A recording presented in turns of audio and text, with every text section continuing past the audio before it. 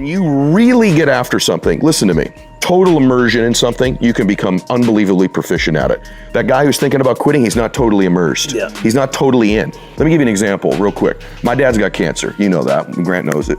My dad has something called liposarcoma. I think Dad's okay with me saying that now.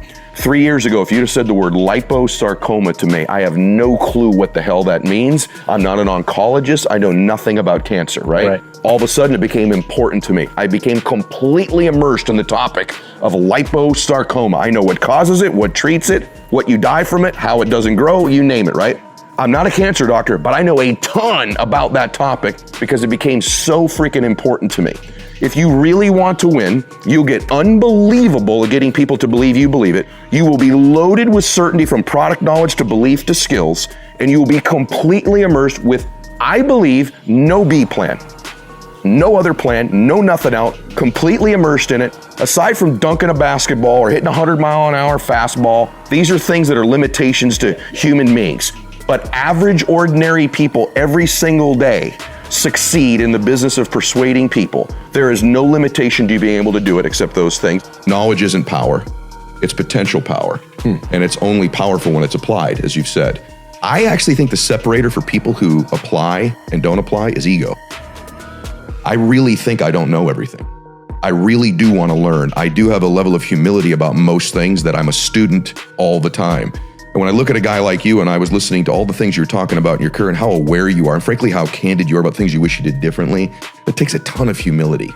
And so I think if you're not applying things, you need to look at yourself and decide whether your ego's involved. You'd say, well, no, I'm just afraid. Ego is fear. Ego applies itself in lots of different ways, but probably the fact that you're not applying what you're learning is ego related in some way. You can't be happy if you don't love yourself.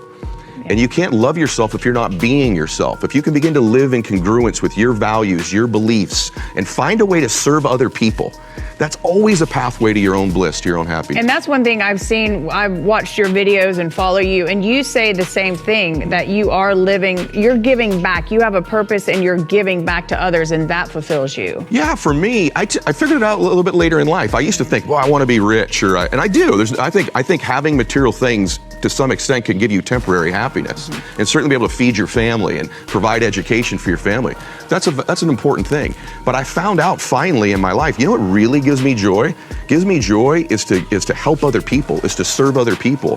One thing I think that's not said enough in the world, and since we only have a little bit of time, is I want everyone to understand this. You were born to do something great with your life.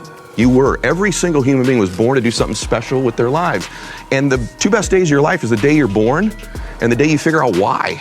And when you figure that out, and it'll be a pathway. If you're listening to this, you want to be happier, begin to think about some of your natural gifts, things that you're good at, that you enjoy doing. How could you use those in the service of other people? I promise you that's the pathway to you being a happier person. Finally figured out that I'm not trying to completely convince you of everything I'm saying. I'm trying to convince you that I believe what I'm saying.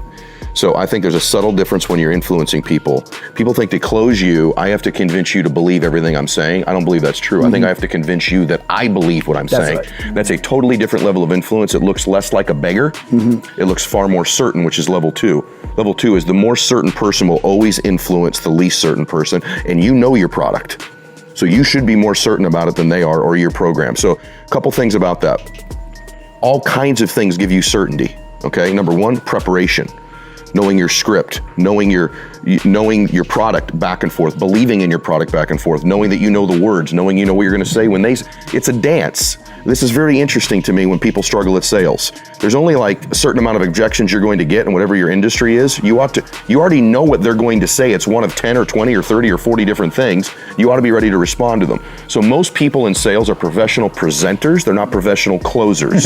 So they're great at their presentation. They can't close. And so I got really good at closing because someone's going to close somebody. Either you're going to close me, you shouldn't, or I'm going to close you that you should. Yeah. And so the more certain person's going to win. If you just want to accept that truth, that one, you got to believe that I believe what I'm saying, not that you believe. People buy things all the time and say yes to things all the time that they don't necessarily believe everything about. They believe the person presenting it to them believes it. That's a different level.